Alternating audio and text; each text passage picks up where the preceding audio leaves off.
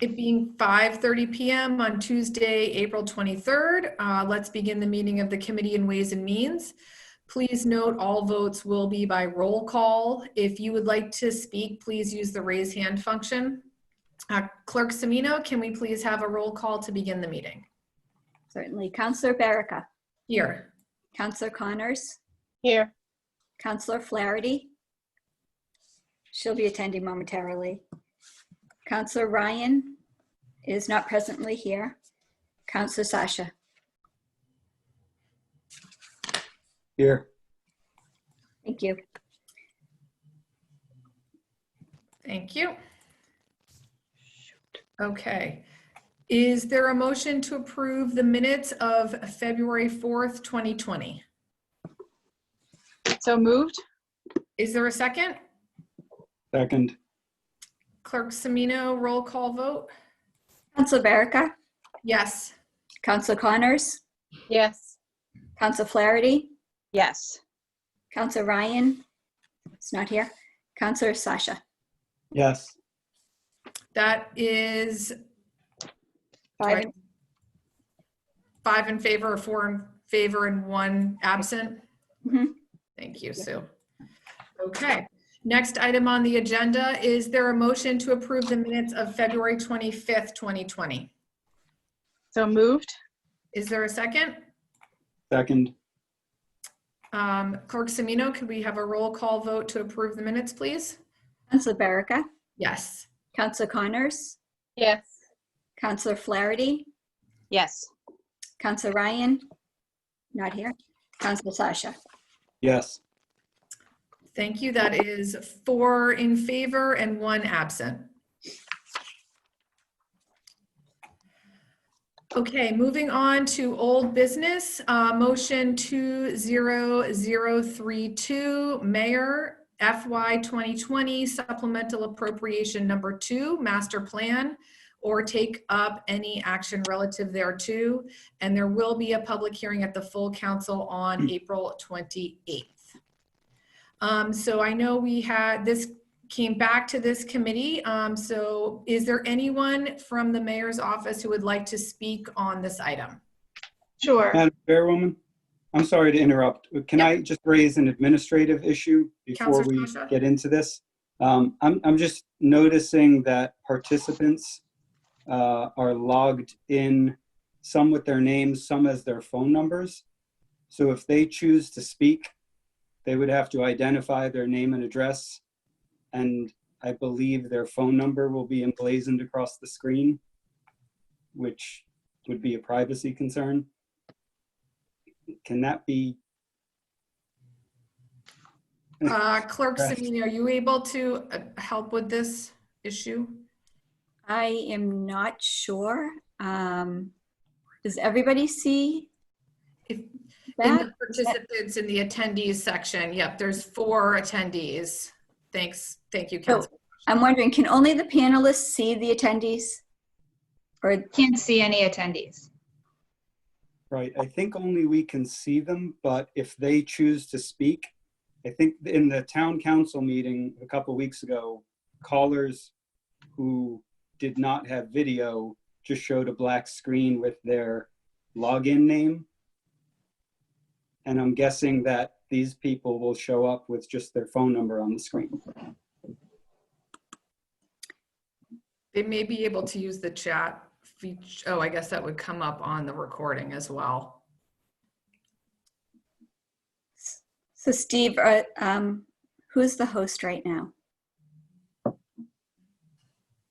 Sue, you are the host right now. Okay. So the attendees, I can go in and actually change their number to a name if they want to. That is correct. So anyone that's listening, if you do not want your phone number showing, then you can send me a text message to my phone and I can change that.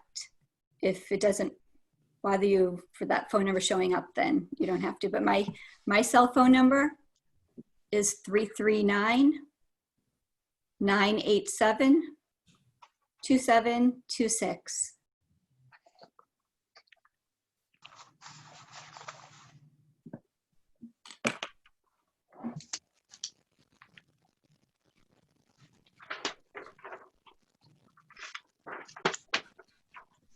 Okay. Sue, are we good to move on?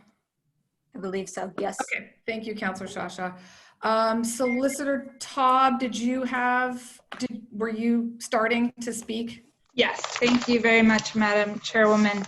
As everybody knows, here with us today, we have Christine Sickney, Director of the Planning and Community Development Department, as well as Ed Spellman, the Director of Municipal Finance. Since the last meeting 2 weeks ago, we took all of the questions asked by the various counselors on this topic and created a question and answer document that we hope addresses the questions raised with regards to this request for the appropriation. And I guess I just would say that this is a request strictly limited to the transfer of funds, in part from an existing article and the remainder to come from free cash. There was some question about the use of free cash, and I just would suggest, and Ed can certainly jump in, that the total request, approximately $135,000, will still leave us with a sufficient balance in free cash, not just to cover any remaining supplemental budgetary requests that are anticipated before the end of this fiscal year, but also will carry us well into fiscal 21, still leaving a healthy balance in the free cash account, moving us forward. So I guess I would ask if there are any further questions or anything that wasn't answered in the materials that we provided earlier this week. We'd be happy to address those. Thank you, Solicitor Taub. Is there any counselor who has questions? Or would Counselor Flaherty?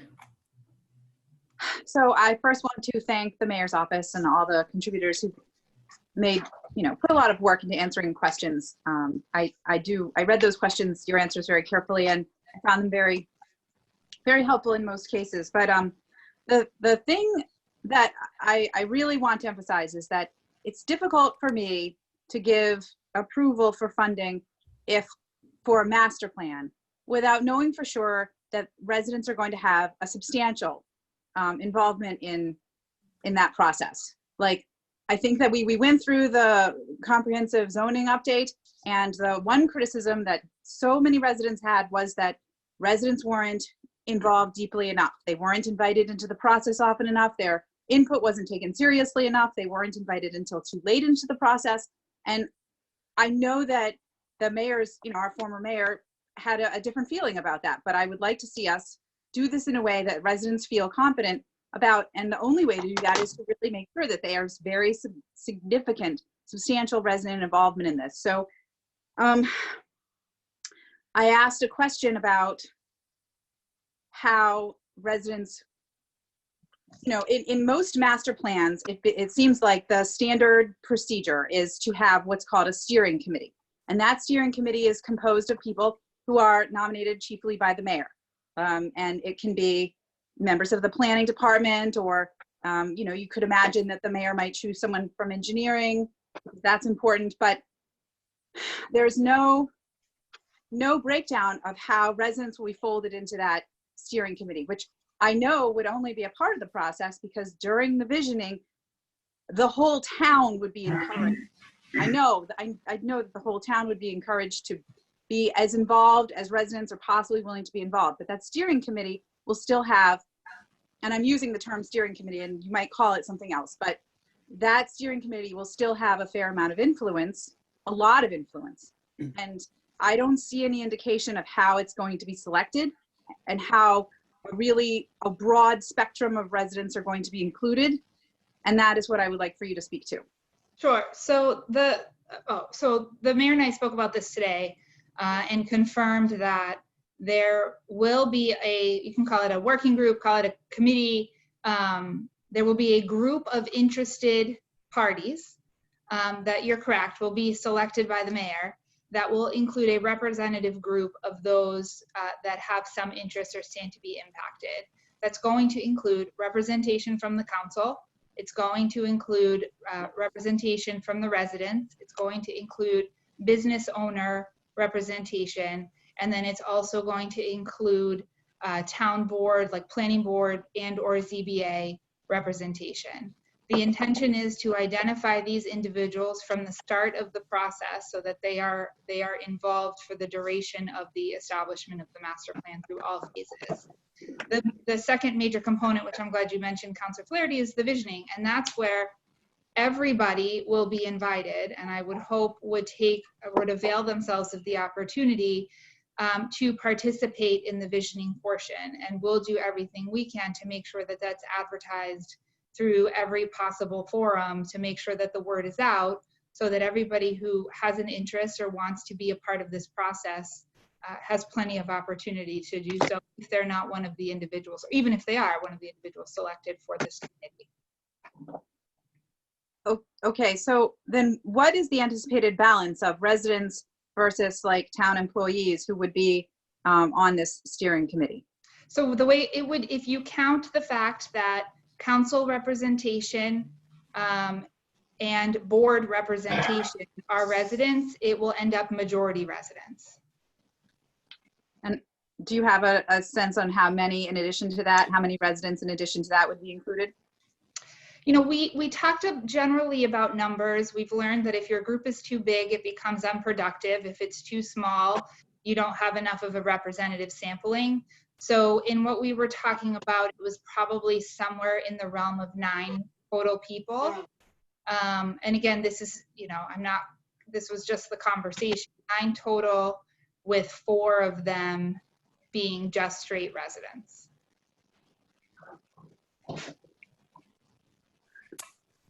Director Stickney, I'm sorry, Councilor Flaherty. I just saw a hand raised. I just wanted to clarify 4 straight residents outside of council and board members. Correct. That's what that was the latest number that we talked about today. Okay. Councilor Ryan? I just want to apologize for being late. I have an emergency at work that I had to leave and get back here, and sorry I'm late. No problem. Thanks, Councilor Ryan. Glad you joined us. Director Stickney, did you have something to add? I just wanted to respond to Councilor Flaherty's comment. I guess the question I would ask is residents' involvement, how you perceive that to be, you know, what do you consider involvement? When we went through the comprehensive zoning proposal, we scoped the work for a public participation plan, and that included a lot of working sessions. We had some charrettes early on. We had a website that was dedicated to where we posted the material that they could also provide public comment. I think it's important to understand what involvement, is it involvement in making decisions, or is it involvement in just contributing to the plan?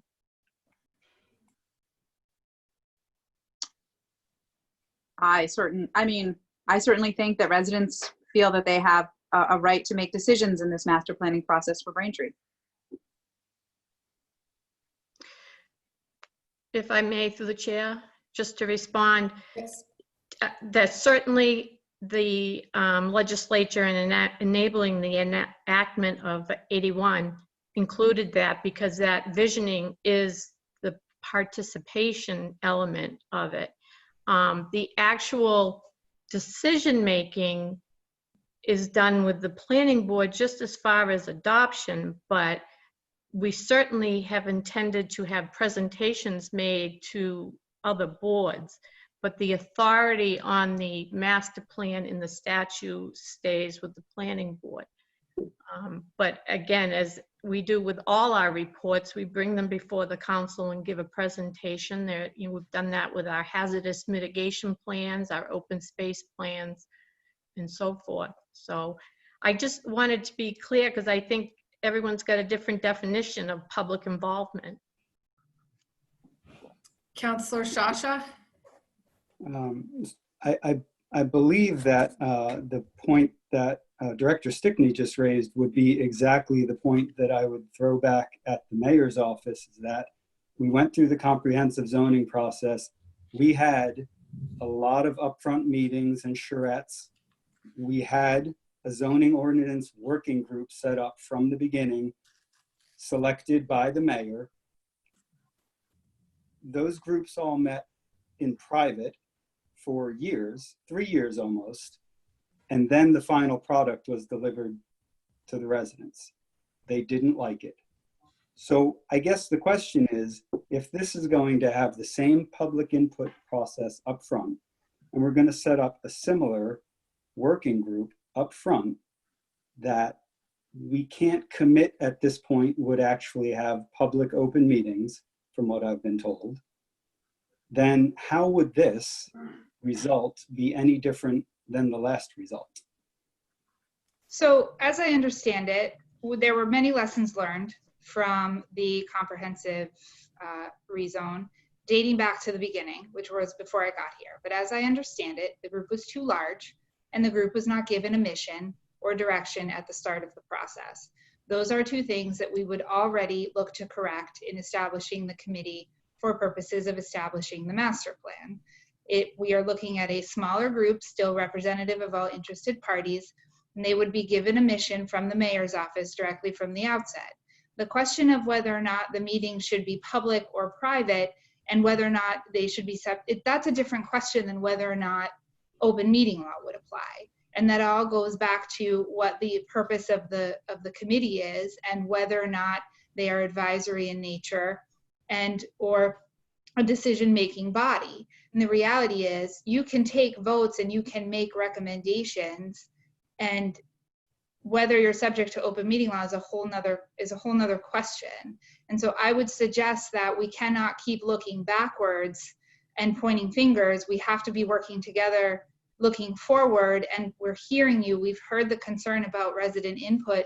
We've taken that seriously, and we're putting together a plan that we hope remedies some of the faults that people have identified from the past, to put a plan together that addresses everybody's concerns and interests. And so by having representation from this body, by having representation from the residents, by having representation from the businesses in the community, and also having representation from boards that are likely going to be a necessary piece of implementation of this master plan, we are front loading those individuals and allowing an environment where they can participate in this process. But you know, everybody's responsibilities has its limits, and we have to be mindful of that when we're putting this process forward.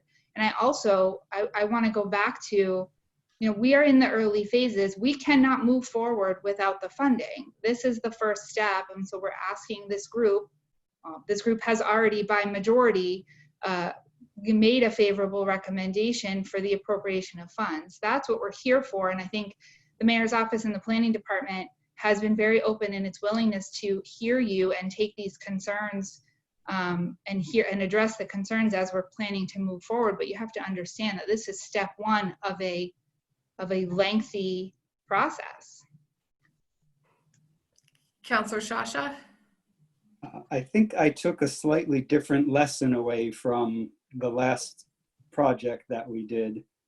And it was not about the working group or necessarily primarily the other things that you mentioned. It was that there was a long period where the general public did not know the decisions that were being made, did not have the ability to ask questions or weigh in on them. And when they saw the final product, they didn't like it. So whether you define the group to require it to follow open meeting laws or not, I agree, is not necessarily the point. The point is that the back and forth, the knowledge of what is being discussed, and the ability to contribute to those discussions and ask questions through the whole process from start to finish is the critical piece to me. And I'm just not hearing that we're necessarily going to have that. But I think, and so as I understand it, unlike the comprehensive rezone, phase one of this process is 100% grounded in and based upon public participation. So the public participation component led by an expert is what defines the goals and objectives for the town to use in establishing the master plan through the statutory components. So built into this process, unlike the prior process, is a required 6-month, as we have set it out, public participation phase. And it is that public participation that drives the outcome of this. We can't do it without the public. So if the public doesn't show up, it's very difficult to make a master plan, because it's those collective opinions that drive this product. I mean, Christine, is that fair? If I may, Madam Chairman. That's what I was going to say. It's apples and oranges. The charge given for the zoning was to take the zoning, identify the issues by the different areas that used it, residents, businesses, nonprofits.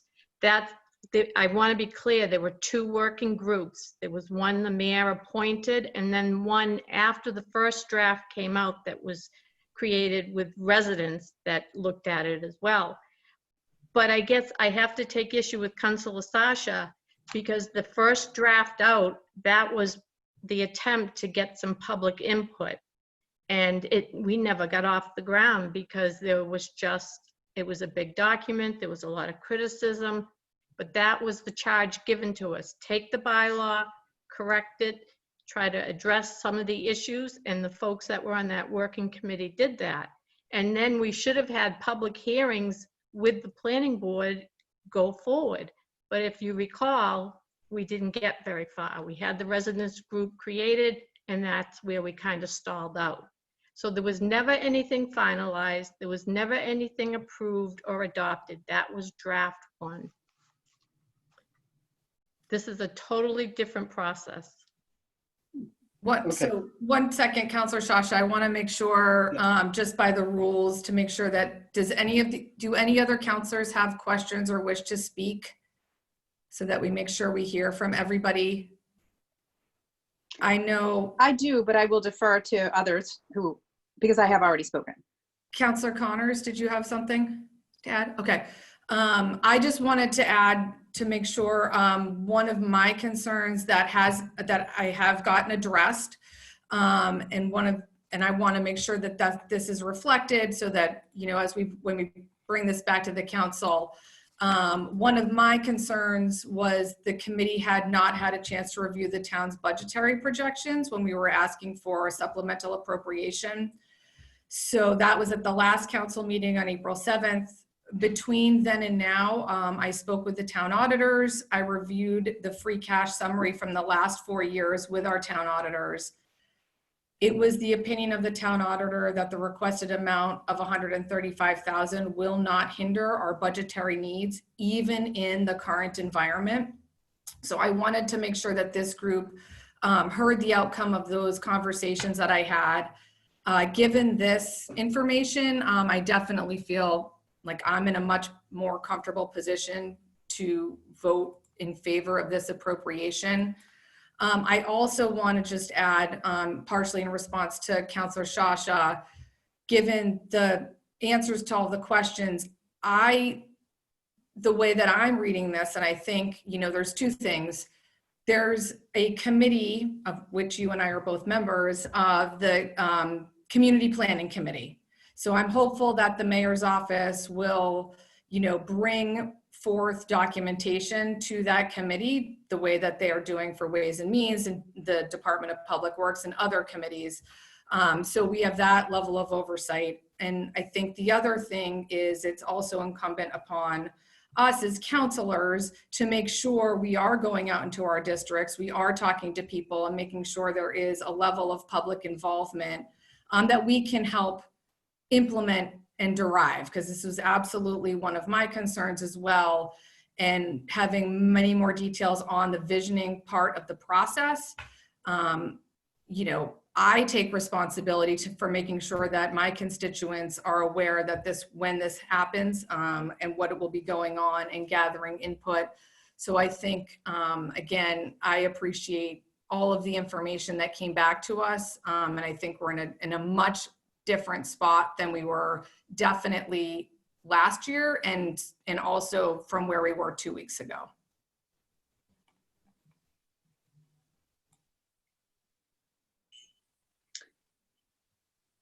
Okay, so I know that Steve has something to say. Steve, would you like to go first?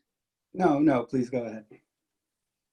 Okay, so I think Councillor Shasha's concern was, how can we make this as open as possible right from the get-go? And, there are a couple of decisions that we're already making right now that that I have some questions about. It has to do with funding. You've asked for a total of $200,000 and indicated that you think that $200,000 is enough to see us through the whole process. And, I looked it up, and the process is governed by certain statutes from the state, and those statutes include a set of categories that must be addressed. And they're good guidelines. I think we should definitely adhere to that. But it seems like a hard thing to fund a master plan, because you have to make a decision. We have to allocate money for something before the entire process is defined, because the process, what Braintree needs to focus on, will be decided through the visioning phase of the process. And what concerns me is that there is not, a contingency plan if that visioning phase produces an interest in covering some of the subjects that other towns have decided to focus on, in addition to the items identified by the statute. Things, just examples that other towns have used are, there's one town did governance, one town did something like public health, and another one, several of them did some court, some relationship, some energy or sustainability, or clean energy and sustainability. That was a topic that a lot of them chose to focus on, and they termed it different ways, but it's all getting at sort of the same idea. So we have to make a decision about how much funding to allocate before we do the visioning process, and that's just the nature of the problem. But there doesn't seem to be a contingency plan for what if the visioning process produces an interest in one of these items that go over and above the statute. And I think I need to hear about that. So I think that's actually a really fair question. And so the way that this would move forward is because it has to go through the procurement process. So we have to publish an RFP and evaluate submissions. And what we anticipate is two completely separate bid processes, one for the visioning and then a second for kind of that elements phase. And so I would suggest that if the visioning identifies an area that's not one of the required statutory components, before we publish the RFP for the second phase, we could certainly come back to the council and ask for an additional appropriation based on information received through the public participation that justifies the addition of one of those non-statutory categories that would result in the increase in price. So just because it's not accounted for in the 200,000 doesn't mean we can't come back and request additional funding if there's an area that's identified through the public participation as one that requires or justifies addressing in the master plan.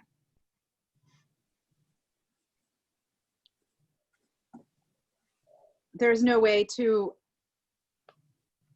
create some wiggle room in the budget to make sure that you can accommodate it in the money that's initially allocated? Well, I guess that is an equally difficult question, because if you don't know, we don't know what the public participation is going to yield. Is it going to be one extra category, 3 extra categories, no extra categories?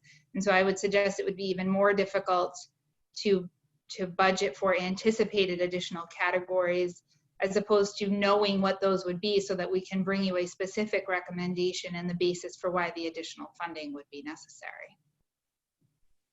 I just hate to create an argument against a portion of Braintree's vision from the get-go by saying, this is what we have money for, anything else you want, we have to go back and ask for more money, which we would probably get, but we don't know for sure. Director Stickney? Well, I think what we've tried to do, which is different than some communities, is by having 2 processes, visioning, so that our RFP goes out and it's bid on. And as Solicitor Todd said, the second half gives us that flexibility for a new scope of work based on the visioning. The other thing is, depending on the complexity of, say, an additional element, we would have to get an estimate from someone just to even come back to you for a consideration as to an appropriation. The statute requires the basic elements have to be addressed in the master plan. But if it was, if circulation and traffic was something, and to do that required the whole town to be traffic studied, we'd have to get an amount to try to, come back to you. So that's why we broke it apart, just for that reason, because the visioning will tell us what the community wants to study. Okay. Counselor Shasha? Can you just clarify that last point about the traffic flow? Are you saying that that is not necessarily built into the $200,000? Right now, it is in there. It's under the element, hold on one second, circulation. But what's not in there, I think one of the counselors asked about complete street plan. That's a policy the town's adopted from the state. We'll reference it, but if the public came back and said they wanted an inventory of every single street in the town and whether it was eligible for complete streets, that could be very expensive to do. But we also do, every 10 years, we do a traffic transportation plan. And so we have historical data that the consultant will use to show trends and patterns from past studies. Okay, but an analysis of traffic and coming up with a plan for addressing traffic issues is built into the $200,000 estimate. I would say no, because and I'll tell you why. He or she, the consultant, doesn't know what the traffic is going to tell you. I think what you're asking for is a actual traffic study with counts and analyzation of certain intersections as to levels of service, and then have the consultant make recommendations from that. That alone could be over $200,000. These are very generic categories that we touch upon. They're not going to be the end all or answer every question. So that's how the scope is done. It's done at a town-wide view of the element. Solicitor Todd? And if I could just add to that, to kind of go back to what Director Stickney started by saying, is that by phasing out the process, if there is an element that is identified by the public as a larger priority or as something that people believe is a greater objective for this process, then that element presumably will get greater attention in phase 2. If traffic, which is incorporated through circulation, is identified as something that is a of significant concern or importance for the public based on the participation, adjustments to funding can always be made to accommodate that increased priority or the increased complexity that may result in addressing that element in the final product. So I think it's just to reiterate what's really valuable about the way that it's set up is it gives us the opportunity to pivot after phase 1 so that we're truly focusing on the areas that the public has identified as their major concerns for how they want to move the process forward and the issues they want to see addressed in the master plan. Nothing prevents the town from seeking additional funding. What we know is that for the baseline required components, $200,000 will cover it. But we're not saying we're unwilling to ask for more if that's what this project merits once the public has informed us of what their priorities are for this process. Okay, so we know from listening to the residents that traffic is an enormously important issue to them. So It sounds like you're saying it would be a really significant task to take on. And I just think that needs to be made more clear, that what you're talking about for a master plan would not necessarily look at addressing the traffic issue, which I think a lot of residents, go ahead. No, that's not, let me be very clear. That's not what I said. Phase 1 of this process is what defines the final product. And so I think it would be irresponsible if we sat here and determined what the goals and objectives are for this community for purposes of developing a master plan before bringing the members of the public together. And so we put it in the hands of the interested parties to identify those goals and objectives so that the final product here is something that addresses the concerns shared by all. And so we're not closing anything off. We all know traffic is a concern for people, but we also know that we have significant data already. And so if it's determined that that additional data is required to address traffic concerns for purposes of a master plan, then if additional money is required, we will seek allocation of additional funds. We just can't do that because we haven't engaged the process yet. So we have to engage the process in order to have a final product that addresses concerns that the public have. And so I don't want us to get ahead of ourselves in talking about phase 2 when you can't do phase 2 without the public participation of phase 1. Okay, so, but I just want to clarify between what you said and what Director Stickney said, but the current envisioned plan of the $200,000 does not anticipate a full-fledged traffic analysis and, say, solution generating prospect, right? If I may, Madam Chairman. Thank you. Yep. Again, it's what do you consider a full analysis? Do you consider it counting every street, looking at every intersection, that's the transportation plan. We do that every 10 years. But if that's what you're looking for, no, it won't. But I think if we hear out of the visioning, as Solicitor Todd said, that the number one priority and objective and goal is to address traffic, then we shift our revenues as such to that element, and maybe something like, the inventory of town facilities or something like that becomes something less than what we had for that.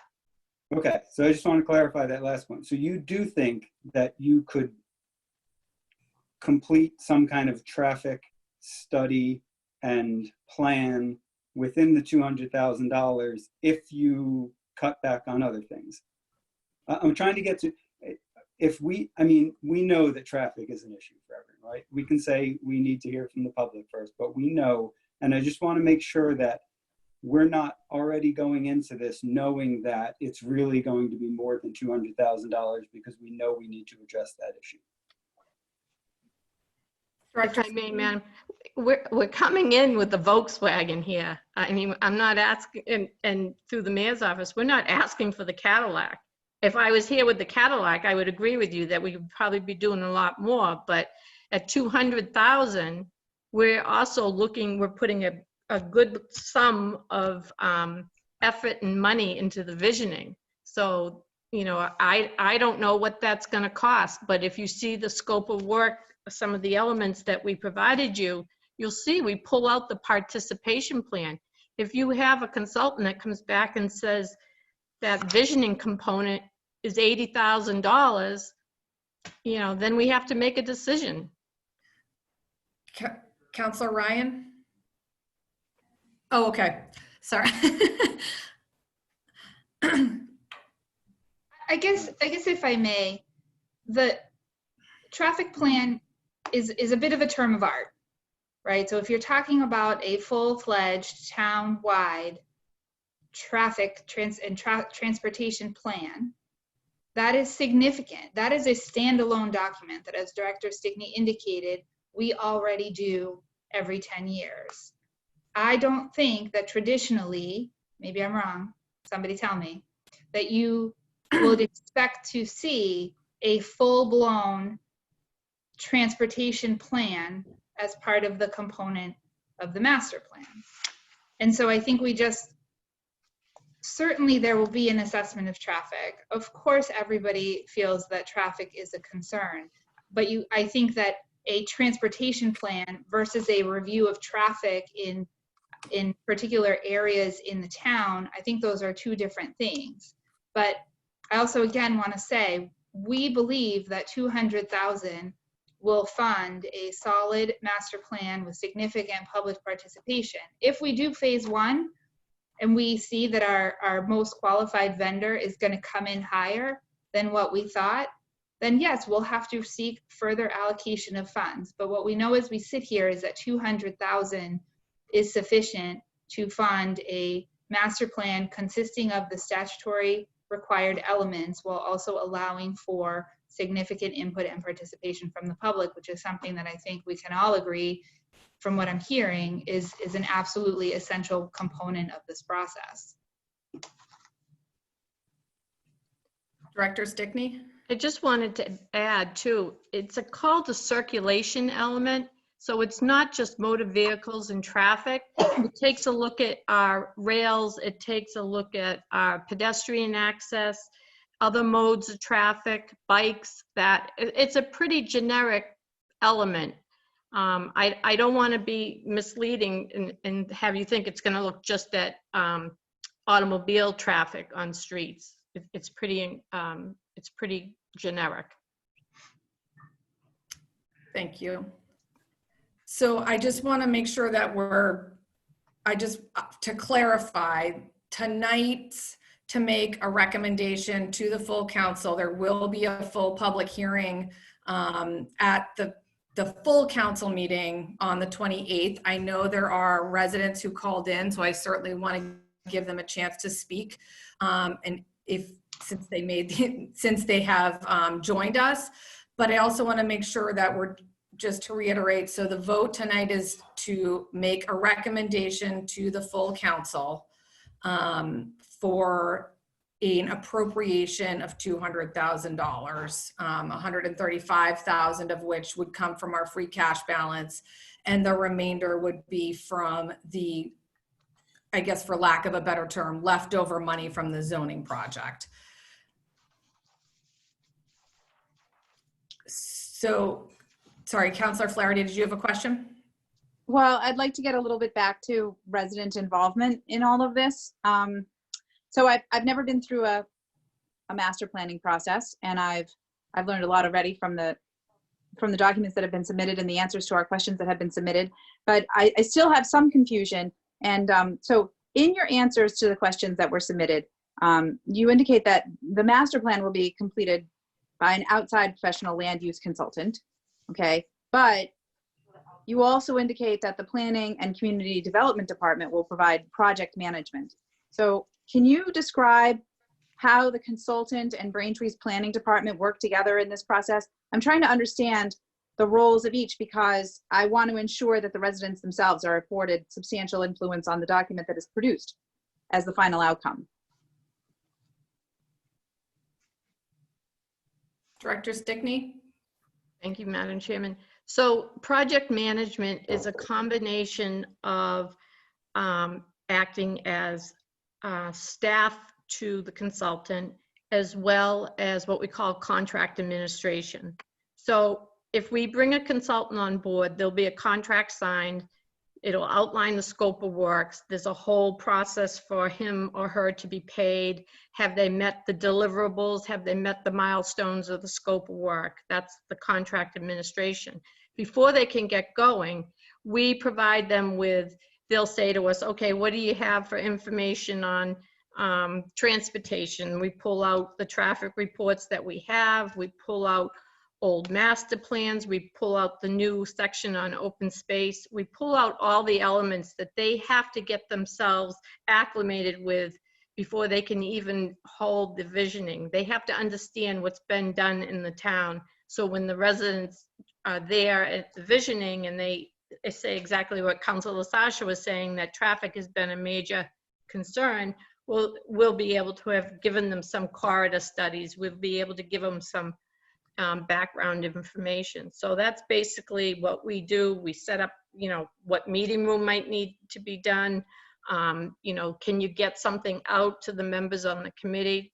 That's what we consider project management.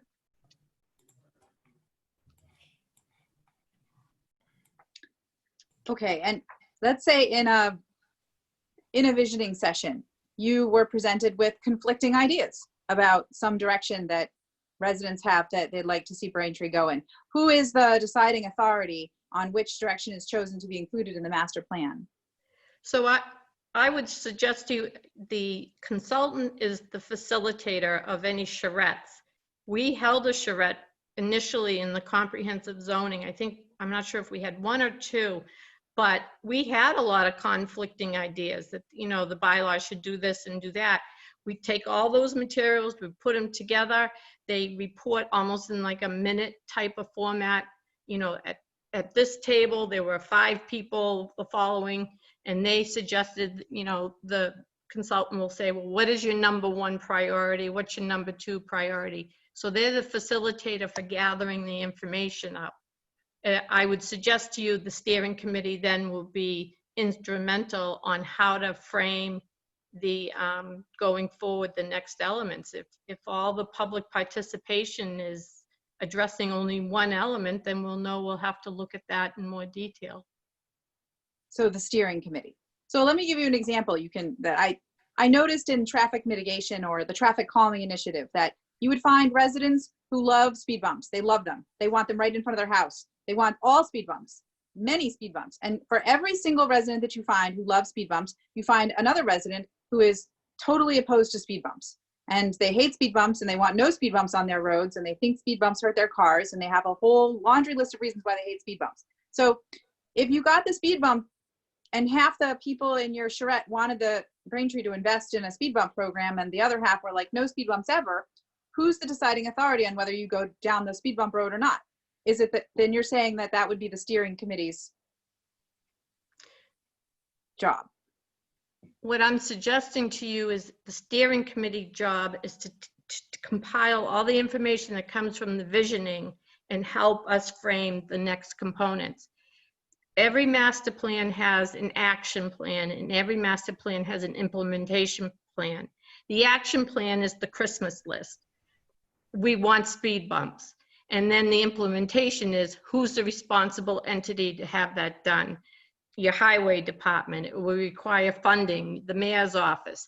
So a series of recommendations come out of the master plan. It's a business plan. It's how the town wants to go forward. Past master plans have had loads of recommendations that the town hasn't gone forward with. They don't always get everything that's put in the master plan done.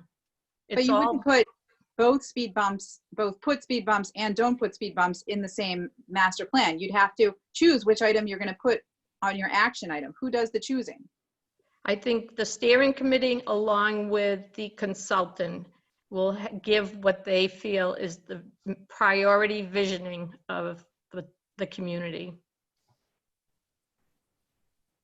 I just also want to just remind, like tonight, we're making the recommendation for the full council. I do feel like we're getting a little bit off track because we just need to focus on the funding component this evening. So I also want to make sure that the members of the public get a chance to ask questions if they would like to. So if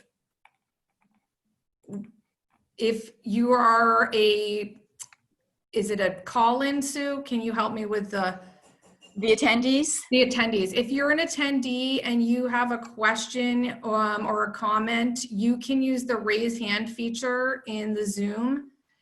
And you need to state your, as Counselor Shasha stated at the beginning, you need to state your name and address for the record, and then we can address your questions. Sue, I think you're, as the host, you have to unmute. Are you able to click on the attendees and see the raise hand? Yes, okay, yep. So I see Kelly Moore. so next to that, you can click the unmute. Thank you. Let me just try that again. I can, okay, there we go. I think it's set, Kelly. Mr. Moore. Kelly's fine. Can you hear me? Yep. Great. So just to clarify, during the last process, we requested multiple times to be included in the residents group, and we're basically given the Heisman each time. You know, we're all set, everything's fine. Not to look back, if you will, but that was the case. And so there have been several residents who've come forward in our neck of the woods who wanted to participate. And mind you, I was part of town meeting back in the day when we approved the most recent version of the master plan. So, you know, I'm familiar with a bit of the intricacies of this process. I'm not volunteering to be part of the group also, mind you. But how would somebody go about requesting participation? Solicitor Taub and Mr. Moore, I'm just going to mute your line. Just raise your hand if you want to speak, just to prevent the background noise. Solicitor Taub? Thank you. So the mayor's office currently has a talent bank form. That's what's utilized for people to show an interest in being part of any of our boards or commissions or committees. I haven't really said this out loud, but my thought would be we could create an independent form for the master plan committee for those interested to submit, and so that the mayor could utilize that information in selecting the members of the committee.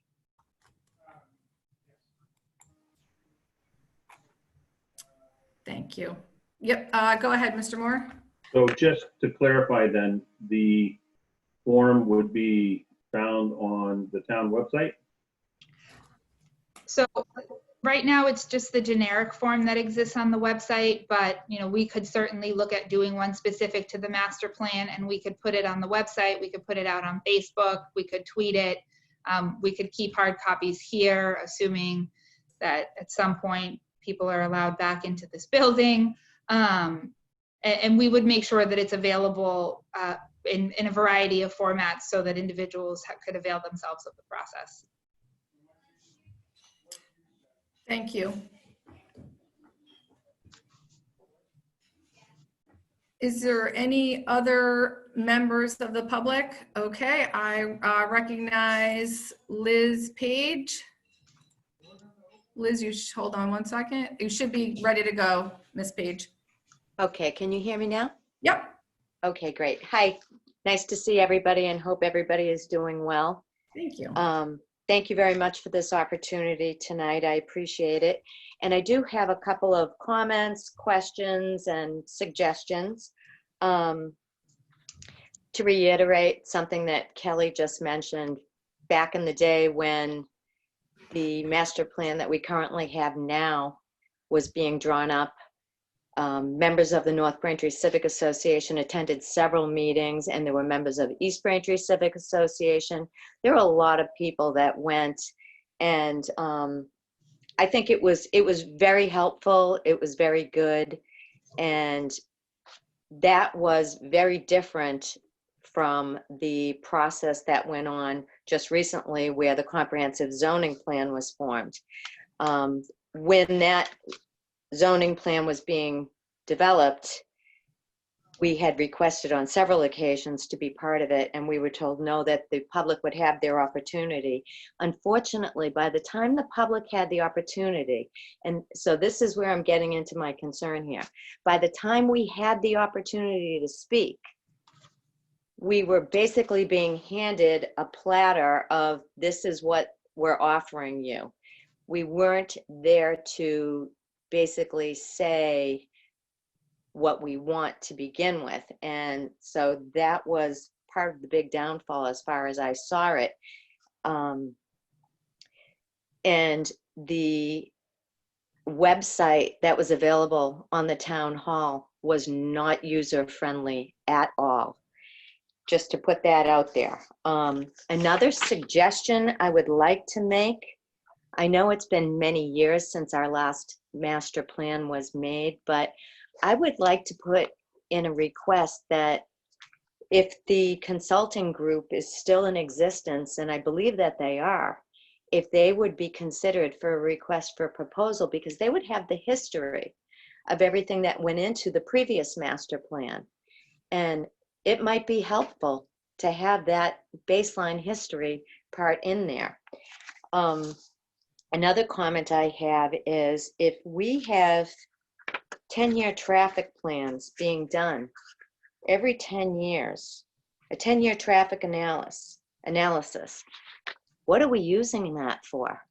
Are we using it for anything? Because the traffic gets worse and worse, and I think that that is a major concern to probably every resident in Braintree. I appreciate the comments that everybody is making tonight on behalf of the residents, because I think it's really important that the residents be a big part of this. And I would like to ask that the number of people participating be increased. I don't think that 9 representatives is a very big group, 4 of which would be residents. I would hope that maybe you could get a larger group than that, maybe 10 residents in all. And I'm a little bit concerned that the planning board is part of that group. I understand that they use this, and obviously that seems like it makes sense, but none of them are elected. And they've been the same board that's existed all along and has made a lot of decisions that many residents recently are not in agreement with the types of decisions they were making for the residents. So that's another concern of mine. I do understand that you do want to have representatives from the different groups. And on that note, I would like to add that if possible, I would like to see Steve Sasha represent the town council, because he does have an extensive knowledge of zoning. So it would be good if we could take advantage of his talents in that respect. And I think that might be it for my comments. I'm just trying to see if I have anything else. I think I've covered just about everything, and if not, maybe someone else will catch something I've missed. But thank you all very much. I appreciate it.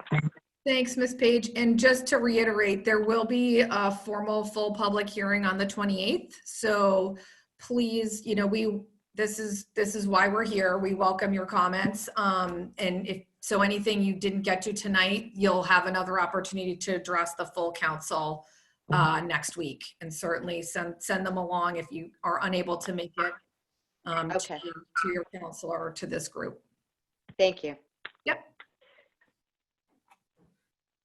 Is there any other members of the public who would wish to speak?